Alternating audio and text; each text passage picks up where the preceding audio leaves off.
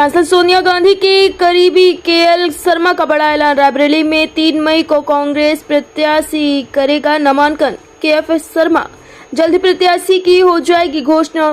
मैं नामांकन की तैयारी के लिए आया हूं रायबरेली। केएफ शर्मा। रायबरेली के लोगों के साथ मैं भी चाहता हूं गांधी परिवार लड़े चुनाव। केएल शर्मा। रायबरेली की जनता कांग्रेस के साथ है। केएल शर्मा। अमेठी व रायबरेली के कार्यकर्ता व पदाधिकारी चुनाव के लिए तैयार। केएल शर्मा।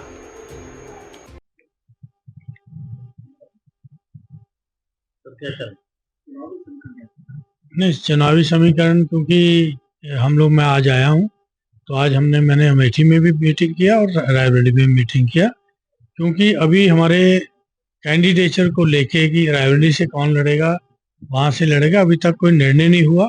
जन भावना है कि गांधी परिवार का लड़े और मेरी भी यही भावना है कि गांधी परिवार से यहाँ लड़े तो अच्छा इलेक्शन होगा। हम लोगों के पब्लिक हमारी इलेक्शन लड़ेगी अगर मान लो ये है तो, लेकिन अभी तक निर्णय नहीं हुआ। लेकिन क्योंकि हमको चुनाव नामांकन तो 3 तक ही है तो तैयारी भी तो होनी है, तो आज मैं इस तरह से दोनों जगह तैयारी मीटिंग में आया कि जो निर्णय होगा कांग्रेस के प्रत्याशी का, उसका हमको नॉमिनेशन तो कराना है ना, तो उसके लिए हम लोगों ने तैयारी मीटिंग के लिए आज मीटिंग बुलाई थी और फिर इलेक्शन को लेके सुझाव हुए।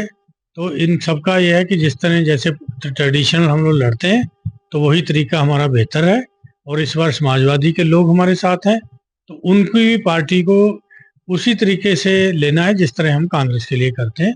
तो हमारी समन्वय समिति की मीटिंग हो जाएगी।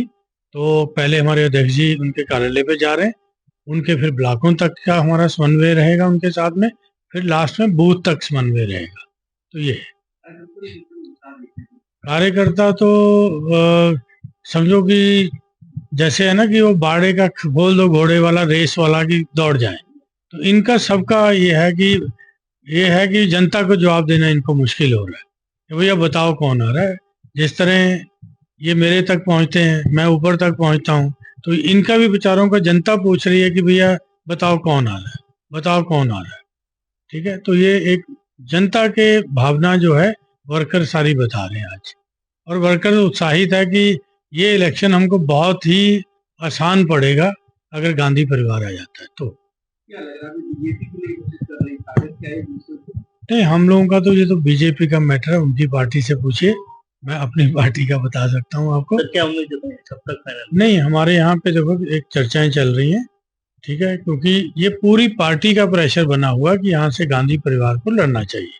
तो क्योंकि 2-3 चीजें देखो बड़ी उसके अंदर हैं, क्योंकि राहुल जी वायनाड से एक लड़ ली है कि अपोजिशन है गैर जिम्मेवार। एक तरफ वो कहता है कि वायनाड से हार रहे हैं तो सुरक्षित अमेठी की तरफ भाग रहे हैं, फिर कहता है कि वायनाड से इनको हार दिख रही है।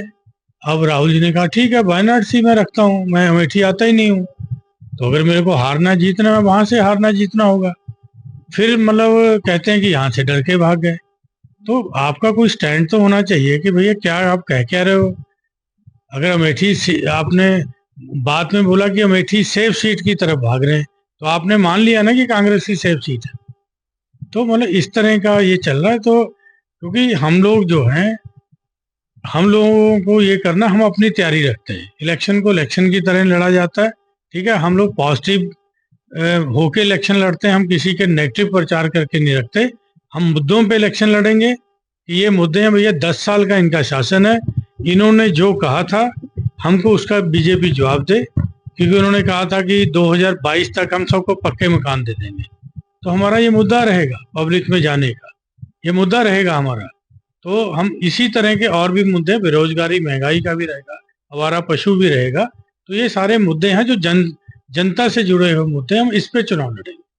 ठीक है, सबसे बड़ा हमारा न्याय पत्र जो हमारा मैनिफेस्टो है, 25 गारंटी 5 न्याय, वो हमारा हम जन जन तक पहुंचाएंगे। उसके अंदर हर वर्ग को हम लोगों ने एड्रेस किया है और गारंटियां दी है, और जिन स्टेटों में हम लोगों ने वादे करके आए थे उन स्टेटों में वो गारंटियां लागू होगी। तो ये हमारे मेन मुद्दे हैं।